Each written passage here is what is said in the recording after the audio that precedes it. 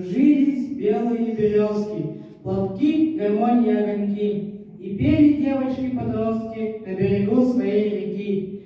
И только я здесь не был дома, и песню узнавал едва. Звучали как-то по-иному совсем знакомые слова. Веселый и разнообразный, по всей реке, по всей стране. Один большой справлялся праздник, и петь о нем хотелось мне. И петь, что от края и до края, во все концы, во все края, ты вся моя и вся родная. Большая Родина моя! Переправа, Переправа, берег левый, берег правый, снег шершавый, кромка льда.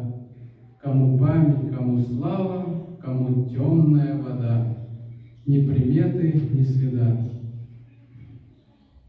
Ночью первым из колонны, обломав у края лед, погрузился на понтонны первый взвод.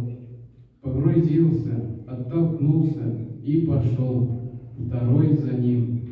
Приготовился, пригнулся, третий следом за вторым. Под огнем неразбериха, где свои, где кто, где связь? Только вскоре стало тихо, переправа сорвалась. Переправа, переправа, темень, холод, ночь как год.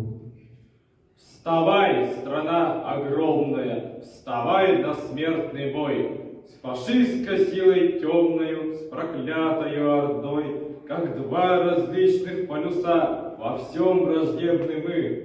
За свет и мир мы боремся, они за царство тьмы.